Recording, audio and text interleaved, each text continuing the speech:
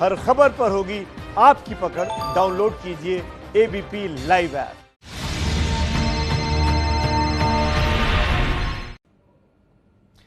नमस्कार, मैं अनुराग मुस्कान घंटी बजाओ शो में आपका स्वागत करता हूं।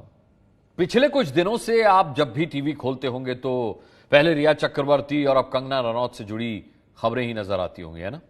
लेकिन आज की ये स्टोरी किसी हीरोइन की वीडियो, किसी हीरोइन के ड्रग्स कनेक्शन, किसी हीरोइन के रिश्तों को लेकर नहीं है। यह कहानी है आपकी, हमारी, देश के आम आदमी की। क्योंकि बीजेपी कंगना रनौत को हिमाचल की बेटी बताकर मैदान में उतरी है, तो अब रिया चक्रवर्ती को बंगाल की बेटी बताकर कांग्रेस उतर रही है। इन सब के बीच बेरोजगारी दर, आर्थिक मंदी, भविष्य निधि खाते के सहारे अपनी बचत के आसरे जिंदगी में जूझते देश के बेटे बेटी पूछते हैं कि हमारे साथ कौन खड़ा है। रिपोर्ट देखिए 8422840000 पर। जोरदार घंटी बजा दीजिए। आज मेरा घर टूटा है, कल तेरा घमंड टूटेगा। उद्धव सरकार का घमंड तोड़ने में जुटी कंगना रनौत के साथ बीजेपी खड़ी है। आप दाऊद का घर तोड़ने नहीं जाते, उसका घर तोड़ने जाते हो।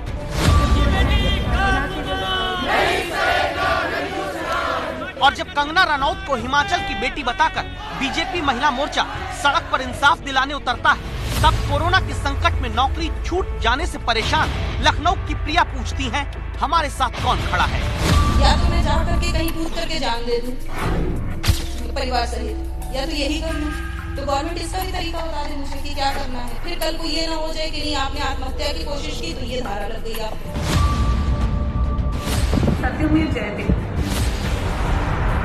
तो बेल खारिज होने के बाद जेल में बैठी रिया चक्रवर्ती के साथ अब कांग्रेस खड़ी होने लगी। रिया में कांग्रेस नेता अधीर रंजन चौधरी को बंगाल की बेटी दिखने लगी है। और रिया चक्रवर्ती वो भी एक बंगाली ब्राह्मण है, वो भी एक महिला है, वो भी तो एक सितारे है। बिना कसूर अभी साबित नहीं हुआ कि उनका दोष क्या है, उनका गुनाह क्या है। उनको तो गुनहगार बना दिए हैं।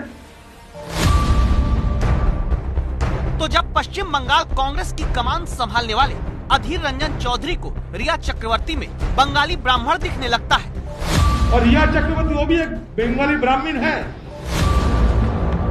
तब धंधा चौपट होने पर खुदकुशी का ख्याल तक मन में ला चुके विशाल जैसे नागरिक पूछते हैं, हमारे लिए कौन सी पार्टी खड़ी होगी। सिचुएशन इतनी खराब आ गई थी कि कई बार तो ऐसा लगा कि सब कुछ बजाय किसी और के खत्म करने के खुद को खत्म कर लिया जाए। 5+ श्रेणी की सुरक्षा पाई कंगना रनौत। मुंबई पुलिस की सुरक्षा में अब तक आती जाती रही रिया चक्रवर्ती, और नौकरी गंवाकर कामकाज पर ताला लगने से बिना किसी सुरक्षा, बिना किसी समर्थन के अपनी जिंदगी काटता आम आदमी। इन्हीं 3 किरदारों में आज आप खुद को खोजिए और फिर आज की कहानी देखकर घंटी बजाइए। ये पोस्टर तो आप भी नहीं भूले होंगे जो बिहार में सुशांत सिंह राजपूत की फोटो के साथ बीजेपी की कला एवं संस्कृति विभाग की तरफ से प्रचारित हुआ, तो रिया चक्रवर्ती के लिए हमदर्दी कांग्रेस के दिल में पैदा होने लगी। बिहार में जब आप सुशांत सिंह राजपूत को सामने रखकर बिहारी राजनीति करने जा रहे हैं, तो बंगाल में भी ये मुद्दा जरूर उठेगा कहीं तो कल। क्या रिया चक्रवर्ती बंगाली होने के नाते बीजेपी पार्टी की हमदर्दी क्या नहीं है उनसे? रिया के लिए कांग्रेस के दिल में हमदर्दी है, तो कंगना के मुद्दे को बीजेपी ने गोद ले लिया। ऐसा गोद जिसमें हिमाचल प्रदेश से आने वाली कंगना रनौत के लिए बीजेपी आईटी सेल की तरफ से शिमला में कंगना को हिमाचल की बेटी बताकर हम आपके साथ लिखकर हस्ताक्षर अभियान चलाया जाता है। आप देखिए अभी तो सिर्फ ये 1 फ्लेक्स मात्र 15 मिनट में भर चुकी है। ऐसे हमारे पास अभी 5 फ्लेक्स और हैं, तो पूरे शाम तक हम यहाँ पे लगे रहेंगे। और कैंपेन ये कोई पॉलिटिकल कैंपेन नहीं है, ये एक सोशल कैंपेन है। एक जो हिमाचल की बेटी है उसको जस्टिस दिलाने की एक कैंपेन है। तो जैसी हमदर्दी रिया चक्रवर्ती के लिए कांग्रेस के दिल में उठ रही है, जो जस्टिस कंगना रनौत को बीजेपी दिलाना चाहती है, वही हमदर्दी, वैसा ही इंसाफ देश के उन करोड़ों लोगों को क्यों नहीं मिलता जिनका रोजगार छिन गया, जो रोजगार के लिए कभी थाली बजा रहे हैं, कभी दिया जला रहे हैं। Centre for monitoring Indian economy के आंकड़े बताते हैं कि अगस्त में देश के शहरों में बेरोजगारी की दर 9.83% पहुँच गयी, जिसका सीधा सा मतलब ये होता है कि शहरी क्षेत्र में हर 10 में से एक शख्स को नौकरी नहीं मिल रही। गवाही मिलती है दिल्ली के गुप्ता परिवार से, जहां 10 साल की बेटी है, बुजुर्ग माता पिता है, पत्नी है और घर का जिम्मा संभालने वाले विशाल गुप्ता का रोजगार का साधन लॉकडाउन में बंद हो गया। परिवार खुशियों में कटौती करके जिंदगी काटने लगा। पंखे में बैठ रहे हैं कि कमरे में बंद होकर बैठते हैं पूरी फैमिली कि एसी नहीं चलाना। इतनी गर्मी में हमने वहन करी है कि छत पे जाके नेचुरल हवा को ले रहे हैं कि सब चीज़ सेविंग करनी है, तब हम दाल रोटी खा पाएंगे। लेकिन मैंने एक रूल बना दिया कि इतना ही मिलेगा, इतना ही खाना है, इतने ही दूध में गुजारा करना है। रोजगार के संकट में परिवार बच्चों के दूध तक में कटौती करने को मजबूर हुआ और हमारे देश की सबसे पुरानी पार्टी कांग्रेस रिया चक्रवर्ती को बंगाल की बेटी बताकर इंसाफ दिलाना चाहती है, तो सबसे ज्यादा कार्यकर्ताओं वाली पार्टी बीजेपी कंगना रनौत के लिए सम्मान की लड़ाई लड़ने में व्यस्त है। जेल की सलाखों के पीछे रिया चक्रवर्ती को धकेले गए हैं और बिहार में ढिढोरा पीटा जा रहे हैं, डंका बजे जा रहे हैं कि देखो बिहारी भाई, रिया चक्रवर्ती को हमने हिरासत में भेजा है।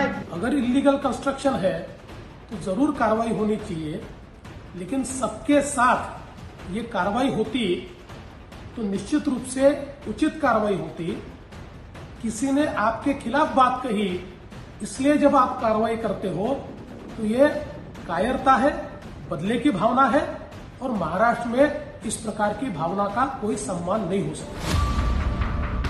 और जब रिया में कांग्रेस को बंगाल का चुनाव, कंगना सुशांत में बीजेपी को बिहार का चुनाव दिखता है, तब घंटी बजाकर आपको पूछना जरूरी हो जाता है कि क्यों नहीं देश के प्रमुख दलों को आर्थिक संकट में जूझते भारत के परिवार नजर आते हैं।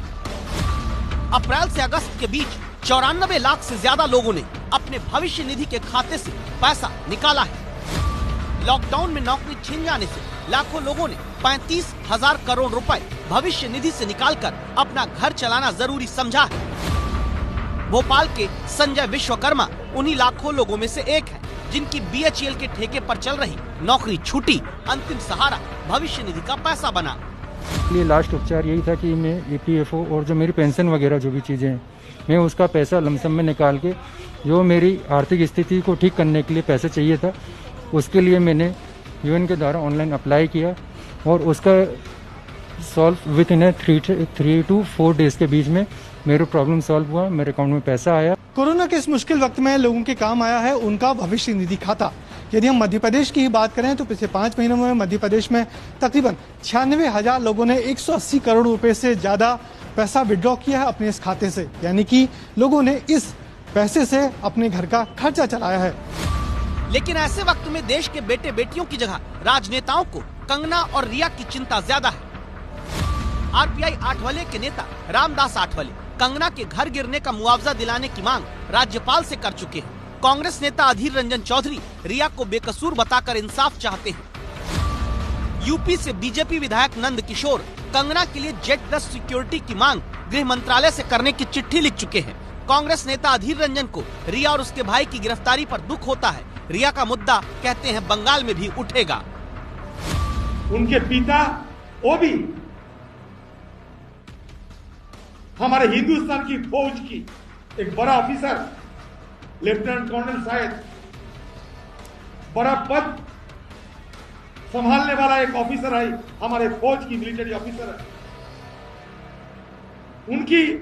उनका 2 बेटा और बेटी दोनों को हिरासत में लिया गया।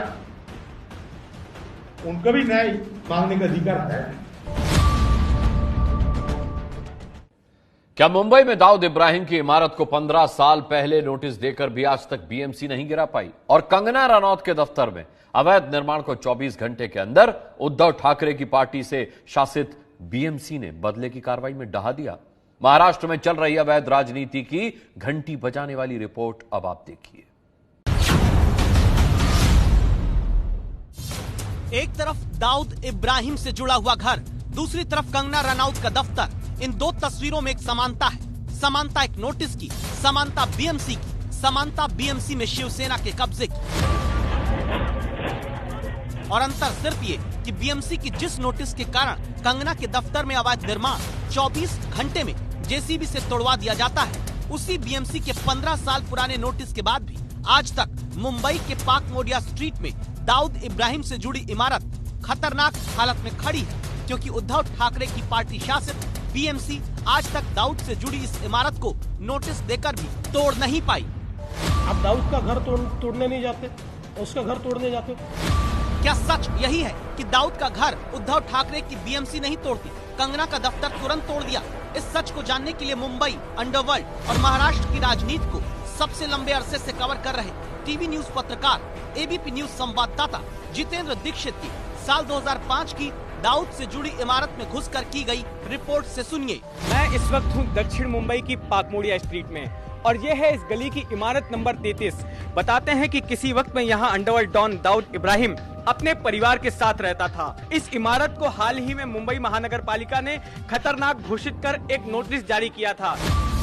15 साल पहले नोटिस चिपकाया था, लेकिन 15 साल बाद भी जब जितेंद्र दीक्षित पाक मोडिया स्ट्रीट पर दाऊद से जुड़ी इस इमारत के बाहर पहुंचे, तो ये इमारत वहीं खड़ी नजर आई, जिसे तोड़ने के नाम पर Maharashtra housing and area development authority यानी म्हाडा ने जून महीने में ये बहाना बताया था। इस इमारत को नहीं तोड़ा गया क्योंकि म्हाडा की ओर से ये कहा गया कि कोविड के चलते उसके पास जो है रिसोर्सेस नहीं है जिससे कि यहाँ पर तोड़क कार्रवाई की जा सके, और इसलिए ये इमारत अब भी यहाँ पर बनी हुई है। कोरोना के चलते दाऊद से जुड़ी इमारत गिराने में संसाधनों की कमी का रोना और उसी कोरोना काल में 24 घंटे के भीतर कंगना के दफ्तर पर जेसीबी चलाना शिवसेना की बदले की कार्रवाई का सिर्फ एक यही सबूत नहीं। संवाददाता राजेश त्रिपाठी दिखाते हैं कैसे मुंबई के विले पार्ले वेस्ट में शिवसेना के शाखा कार्यालयों को नोटिस मिलने के बाद आज तक बीएमसी ने कोई कार्रवाई नहीं की है। आप देख सकते हैं कि यहाँ पर ये एक शिवसेना की शाखा है, यहाँ पर इस वक्त ताला लगा हुआ है, कोई नहीं है, उनसे हम बात करना चाहते थे। लेकिन आपको बता दूं कि मुंबई महानगर पालिका ने कुछ साल पहले इस शिवसेना दफ्तर को भी एक नोटिस दिया था और कहा था कि यहाँ पर अवैध निर्माण किया गया है, लेकिन अभी तक इसको लेकर के कोई कार्रवाई नहीं हुई है। शिवसेना ने कंगना के दफ्तर में अवैध निर्माण को तुरंत तोड़वाकर सिर्फ बदले की राजनीति की। इसका तीसरा सबूत देते हैं आरटीआई एक्टिविस्ट शकील अहमद शेख, जिनका दावा है कि 7 दिसंबर 2016 को अमिताभ बच्चन समेत कई सेलिब्रिटीज को गोरेगांव के बंगले में अवैध निर्माण के बदले सिर्फ नोटिस दिया गया, कार्रवाई कभी नहीं हुई। अमिताभ बच्चन जी का एक है जो है property Oberoi 7 wing number 5 Goregaon में जो है गोरेगांव ईस्ट में 2010 में उसको अप्रूवल पूरा जो प्लान अप्रूवल था उसका परमिशन दिया गया था, लेकिन उसके अंदर उन्होंने बहुत से वायलेशन किए हुए हैं। तो 7/12/2016 को उनको एक नोटिस दी गई है 53(1) MRTP के तहत, लेकिन आज तक उसके ऊपर कोई कार्रवाई नहीं की गई, सिर्फ नोटिस देके छोड़ने का काम महानगर पालिका ने किया है। हालांकि दावा है कि बाद में अमिताभ बच्चन समेत कई सितारों के बंगले में अवैध निर्माण को करोड़ों का जुर्माना लेकर वैध मान लिया गया। हमने रिसर्च की तो ये भी पता चला है कि 2016 से 2019 तक बीएमसी के पास मुंबई में अवैध निर्माण की कुल 94,851 शिकायतें आई। मुंबई में अवैध निर्माण की कुल 52,154 शिकायतें बीएमसी ने सच्ची पाई, जिनमें से 21,873 को ही नोटिस दिया और 3 साल में बीएमसी सिर्फ 5,461 जगह पर अवैध निर्माण गिराने जाती है। लेकिन कंगना रनौत के दफ्तर में अवैध निर्माण 24 घंटे के नोटिस में तोड़ दिया जाता है।